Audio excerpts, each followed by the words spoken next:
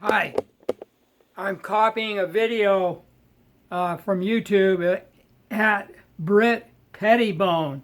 This is just so good. I really don't think I've ever watched her before, but she talks about anarcho tyranny,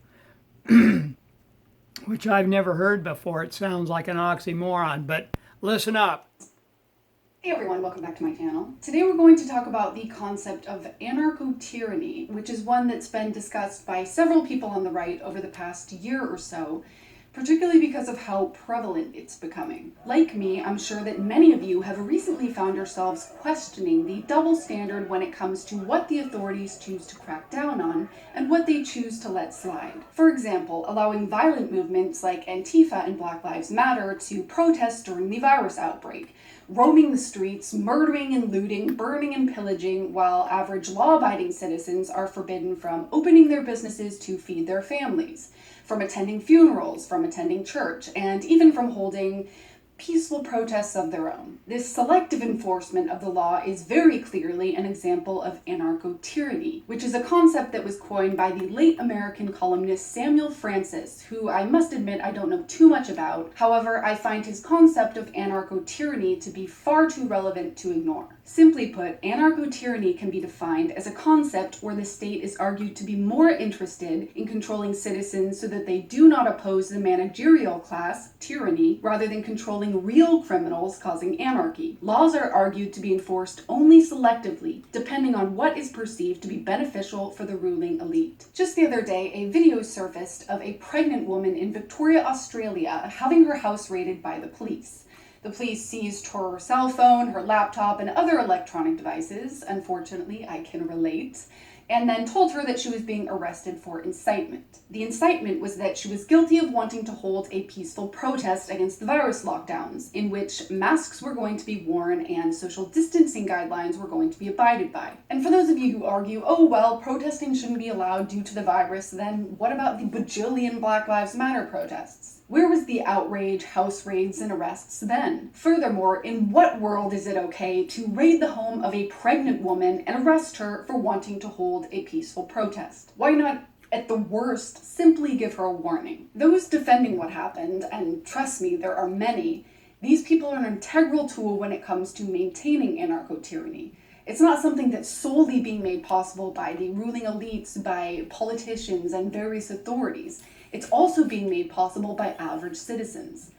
And these people, in my opinion, they are far worse than sheep because rather than simply follow injustice, they are actively endorsing its enforcement. The pregnant woman's arrest is but one of numerous examples of citizens being arrested all over the world for either not wearing masks, refusing to close down their businesses, or even simply just taking their kids to the park. And for an entirely different example, we have the case of 17-year-old Kyle Rittenhouse. In video footage that very clearly appeared to be an act of self-defense, Kyle Rittenhouse shot and killed two alleged leftist attackers and wounded a third, all three of which were criminals. Which isn't to say, of course, that they deserve to die, it's simply a fact that I'm putting out there. In response, Kyle immediately turned himself into the police and was shortly thereafter defamed as a murderer and a white supremacist by everyone from the mainstream media to celebrities. Facebook also made it a bannable offense, allegedly, to defend Kyle Rittenhouse on their platform. To my knowledge, the only mainstream media outlet that stood up for Kyle was the New York Times, who did an in-depth investigation into the events in question and concluded that Kyle did indeed act in self-defense. In contrast, we also have the case of Michael Reinald, who referred to himself as 100% Antifa all the way, was arrested on weapons charges and then released during the riots, and who practically admitted to fatally shooting Trump supporter and Patriot Prayer member Aaron Danielson during the Portland riot on August 29th. Tonight. Lots of lawyers suggest that I shouldn't even be saying anything, but I feel it's important that the world at least gets a little bit of what's really going on, because there's been a lot of propaganda put out there. I had no choice. I mean, I had a choice. I could have sat there and watched them kill a friend of mine of color. that I wasn't going to do that. Reinhold claims that he acted in defense of a person of color, but there is absolutely no evidence for this. Prosecutors in Oregon released recently unsealed court documents Friday, alleging that self-described anti-fascist Michael Forrest Reinhold hid in a parking garage before following two supporters of the right-wing Patriot Prayer Group after spotting them during street protests last weekend. Moments later, the records allege Reinhold shot and killed one of them, Aaron J. Danielson. Furthermore, in video footage, we can clearly hear speech that alludes towards a targeted attack.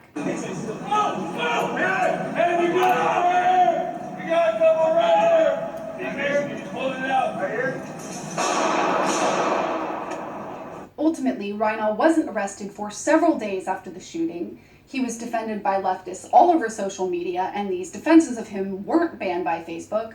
And he was also given a puff piece interview by Vice News. Facebook then went on to ban Patriot Prayer, the group that Reinhold's victim was a member of, and Facebook referred to them as a violent social militia. Eventually, on September 3rd, Reinhold was killed by U.S. Marshals while they were serving a warrant. Reinhold reportedly left an apartment complex appearing to be armed and entered his vehicle when a shootout began. Witnesses at the scene cited an unmarked SUV parked on School Street in Olympia, Washington, when the vehicle converged with another on the car at the apartment. The suspect reportedly exited his car and fired what was believed to be an assault rifle at the SUVs. Bystanders noted hearing 40 or 50 shots, then officers returned fire, hitting Reinhold. In response, various leftist and Antifa members labeled Reinhold's death a police execution. More and more, it's becoming blatantly obvious that how the mainstream media will represent you, how the mainstream institutions will support you, and sometimes even how the law will be enforced against you, all depends upon whether or not your views are beneficial for the ruling elite. I'm sure that in witnessing the horrors of this year, in witnessing the escalating tensions between the right and the left, it's become difficult for a lot of us to resist giving into a sense of hopelessness and sometimes even outright despair. But I have to say that for me personally, even though I've had my moments, I still do have a lot of hope. We haven't lost, not even close in fact. And regardless of what some people might say, we do have a lot of brave men and women on our side, some of which may have yet to even show themselves. There's a quote I've long liked from Yukio Mishima that says, "We live in an age in which there is no heroic death." And in saying this, Mishima seemed to lament this fact. However, while we might not live in an age in which there is heroic death, or at least not much of it, what we do live in is an age in which there is endless potential for a heroic life. Even in the smallest ways, we all have the opportunity to make a positive mark. Organizing a cleanup crew for some of the communities that were destroyed by the riots, or starting a fundraiser for one of the businesses that was looted, or even something as simple as offering to go grocery shopping for an elderly woman or man or couple who is too afraid to venture outside because of the virus. These are small and simple things, yes. They might not seem like much, but add them all up and it will make a difference. Goodness isn't merely defined by giant, sweeping, magnanimous efforts. Even the smallest good deed does create a ripple. And for the millions of us who hold a deep love for our homelands, for God, our families, and our communities, we have the opportunity to accomplish great things if we stop looking to others to help and instead offer to help ourselves. Thank you so much for watching, everyone. Before you go, please do take a moment to follow me on alternative platforms like Telegram and BitChute, which I've linked in the description of this video and the pinned comment. I really hope you enjoyed this video, and I'll see you all soon. That was Britt Pettibone. Excellent. Thank you for watching it here. Head over there and subscribe to her channel. Use the alternate ones as well.